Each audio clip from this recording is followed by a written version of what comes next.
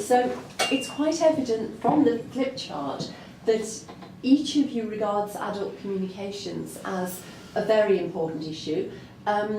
Jim's second most important issue, most urgent issue for today is restarting Maruna spending time with him. And Excuse me, sorry to interrupt. Deci, ca să începem, ambii văd că aveți aceeași prioritate de a restabili comunicarea între dumneavoastră. A doua prioritate a lui Jim este ca să o vadă din nou pe Miruna. And Yulia's second most urgent issue is adult communications, her first being sharing memories with Maruna. Given that you're both focusing on adult communications, are you okay that that's the one that we start with today? And hopefully we'll be able to move on to each of your second issues, but given that there is some convergence on that one, are you okay to start with it?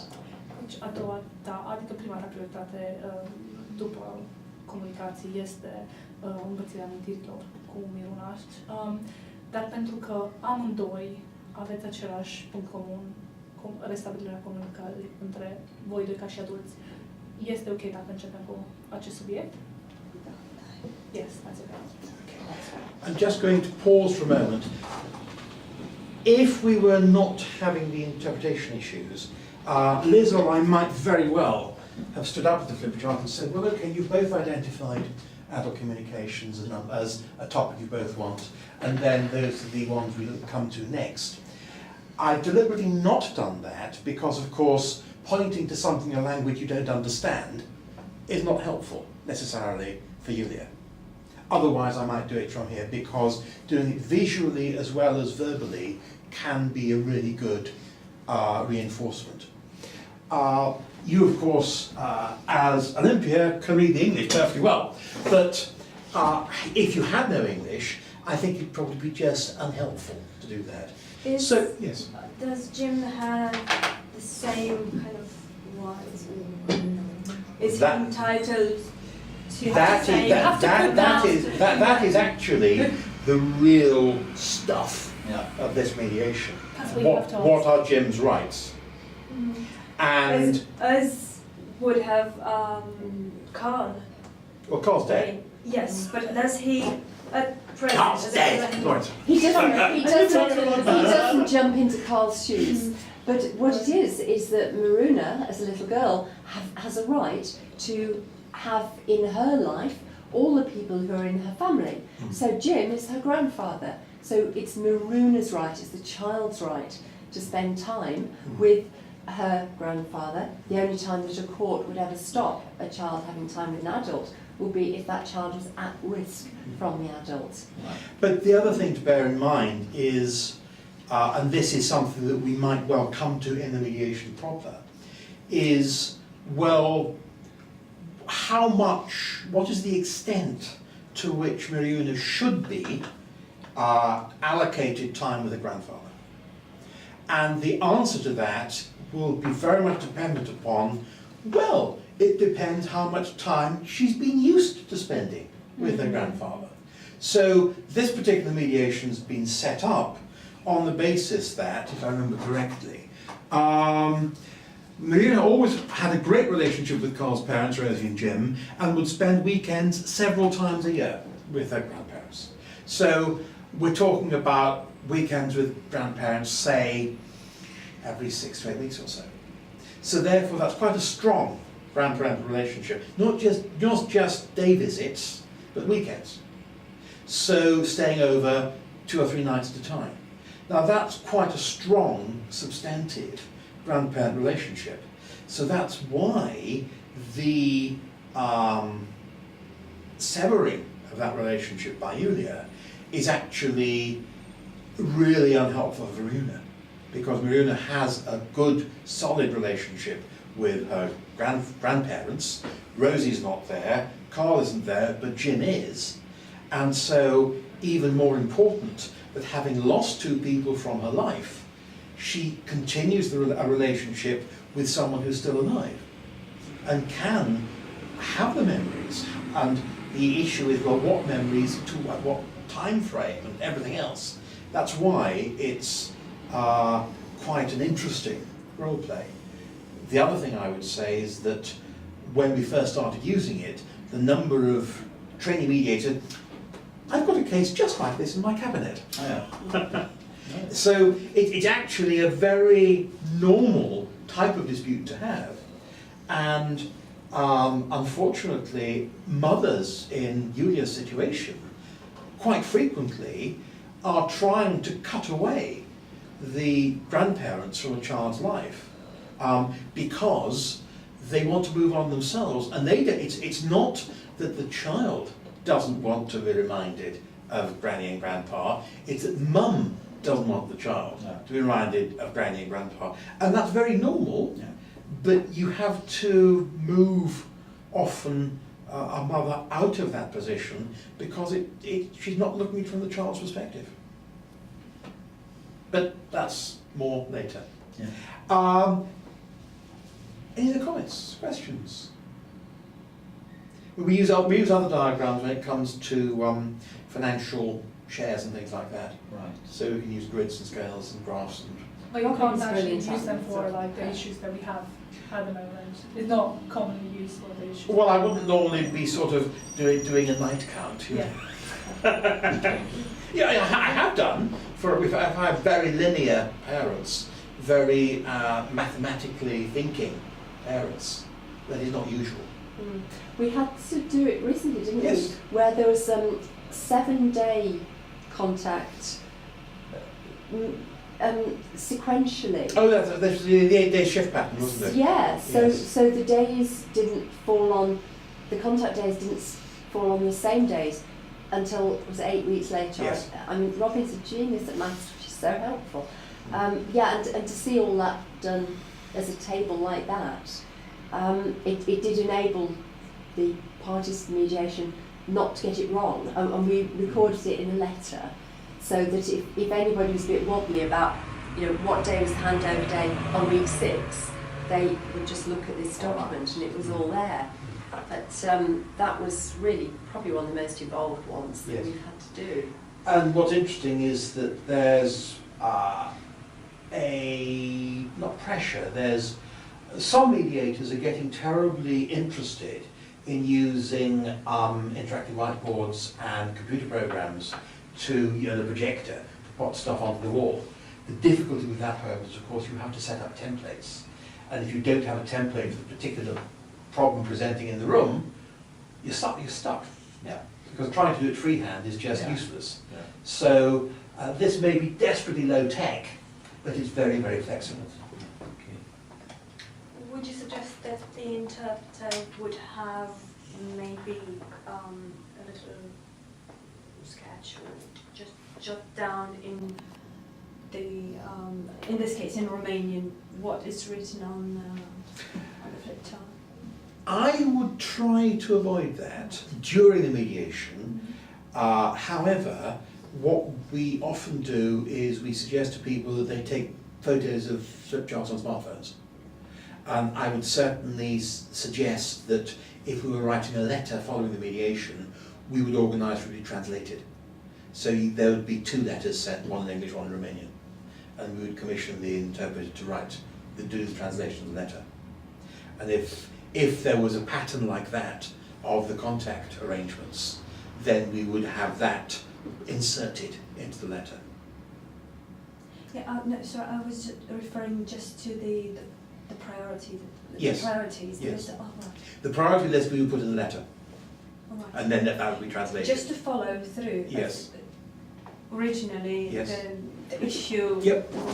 But as an interpreter, you wouldn't be required to write that down in your notes, because anything that we wanted translated, we would have written first in English and then present it to you to translate.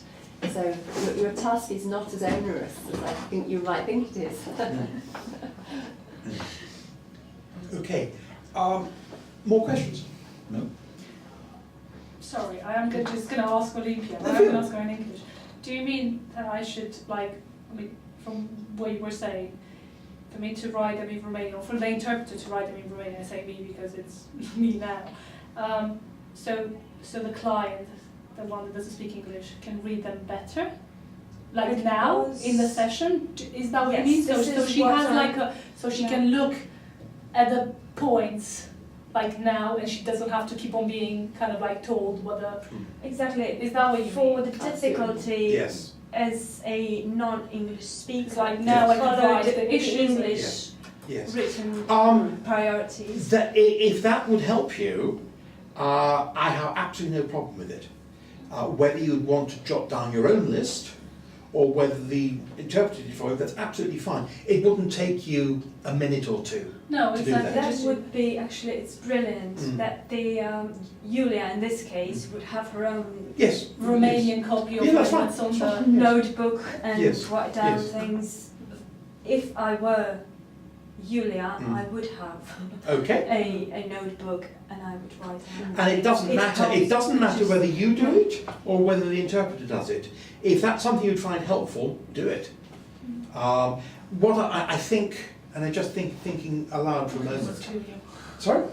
No, I was just saying, I'll write it to her for her in Romanian. Because you don't understand English anyway. Yeah, my only concern would be what are you writing there? Is that really the translation? Are you trying to communicate something with her that I don't know? We're That- not that looking, is we're the not thing. looking See, at the that same is the thing. You thing. see me? I've got quite good French. Yeah. So I'm identifying a lot of the language you're using as, yes, that sounds absolutely right in terms of translation. When it comes to working with Urdu or Punjabi or Gujarati, I'm completely lost. Yeah. So there are odd words that I pick up like talak, but about 95–98% of the words I have no clue whether what's happening from the interpreter is right or wrong. But I'm hearing the French and Latin elements in Romanian, and I think yes, you're using the terminology, the language, the words The words are sound quite about kind of right. like- yeah, Yes. they are quite similar. I mean, I have to be honest. Like Yes. some of the words, it's literally, you know, Yes. communication. It's still Yes. comunicare. It's still kind of like Yes. it goes on the same, you know. Still, have you experienced any mediation where you didn't know the language, like this Punjabi, for Yes. instance, and did you feel that the interpreter was not doing a good job? Yes, we've Yes. had that. Because Yes. maybe the other party overreacted to something that was not expected to overreact to something? The thing that happens most in bad interpretation is where I will say something, Yeah. and then there is a very, very long piece of input from the interpreter to the party, and then there's a dialogue that opens up between them, and that carries on for maybe 2 or 3 minutes, and then the interpreter says, no, she doesn't think that. You think, Oh, what God. the hell has been going on? Yeah. Well, And I don't know what goes on there. There's obviously some sort of feeling by the interpreter that they have to not only translate but also interpret and present Explain, kind of like- exactly an explanation of. And that is completely wrong. Yeah. And when you see it happening as a mediator, you have to jump on it straight Right, away. that was my question. What do Yes. you do then? Yes.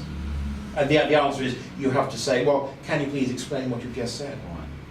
And why you felt the need to do that. and although Robin said earlier that normally we try and work with the same interpreter over a number of sessions, if we found the interpreter to be unsatisfactory, we'll actually specify, please don't send us that Yeah. interpreter again. But like, Right. you know, I know we might kind of like, we've just finished, I mean, you've worked as an interpreter, but I've just finished the course.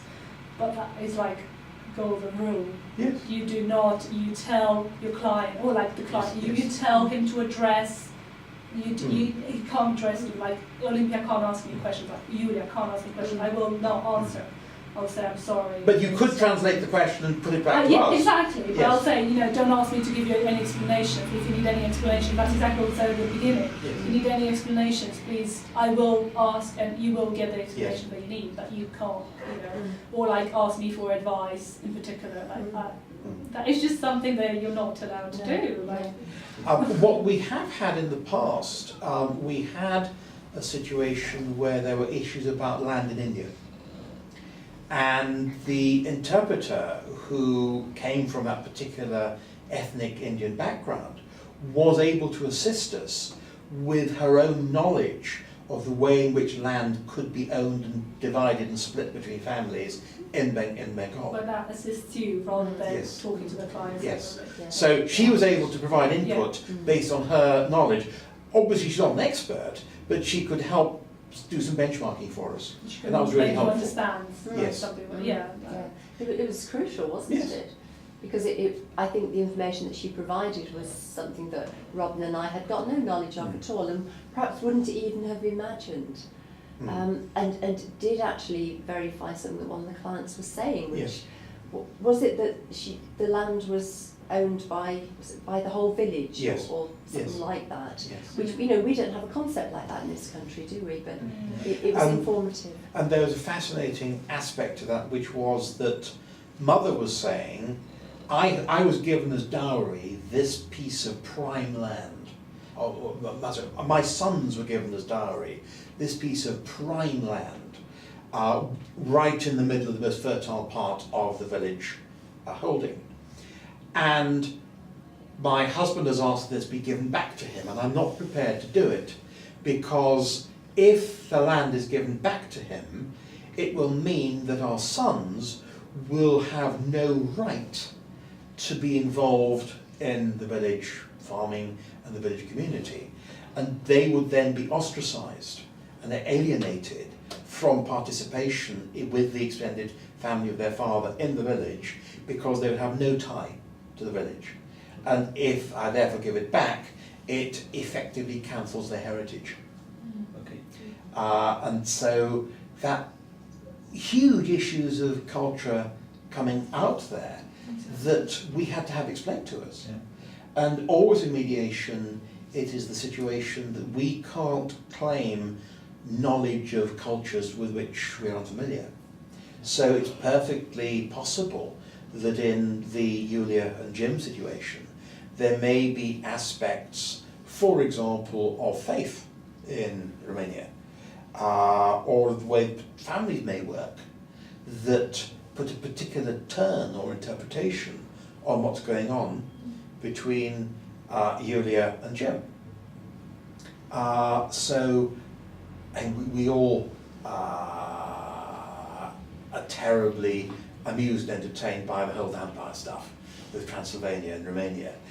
But it may be, I have no idea, it may be that there is actually an element of Romanian culture that has a real issue with regard to not celebrating the dead, for example. Hence Yulia's concern about the shrine. We don't know, but it could be. It's not, but it could be, yes. It's perfectly Yes. possible. Yeah, I do. So then what may appear to us be an irrational part of what the parties bring to mediation may be perfectly rational for them. Yeah. So we have to be guided. We use also in training a role play involving a mixed Jewish-Christian marriage. And the wife is Jewish and goes back to live with her parents. And the children rediscover their Jewish culture, which is very alien to the father, who's a high Anglican. And you had all these tensions involving the clash of cultures, because of course the Jewish holy day is Friday night to Saturday night, the Christian holy day is Sunday. And so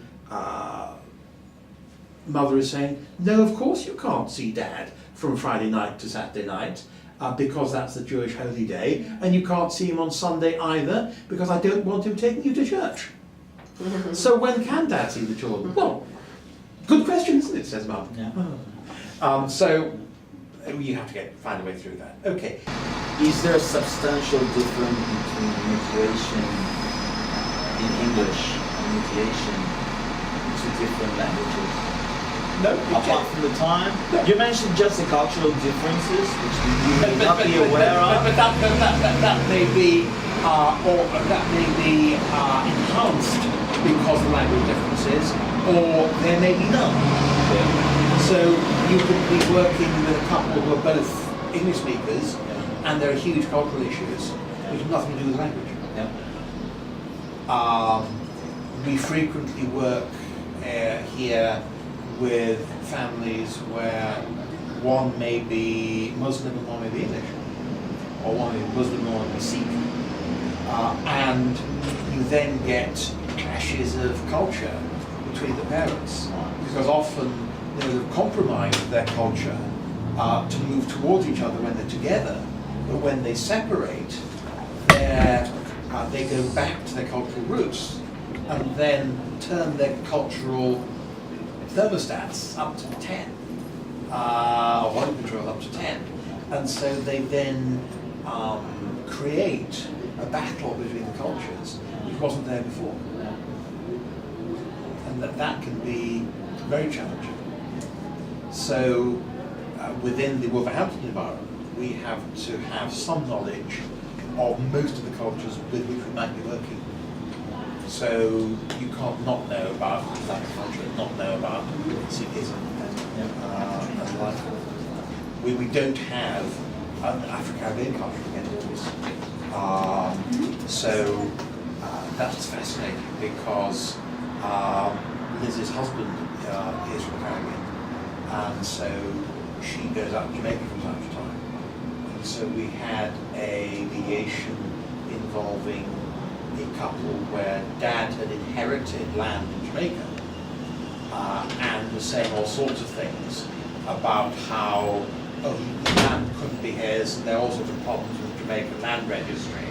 And Liz came straight in and said, "Oh, which Jamaican land registry is that? Is St. Peter's or St. St. Elizabeth, I'm behind you, sorry.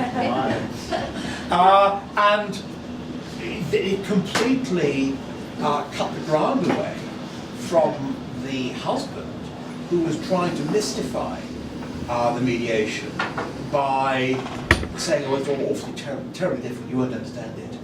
And Yeah. they said, "Well, of course I I didn't understand." half take a gamble as well, because where my husband's family is from is St. Elizabeth.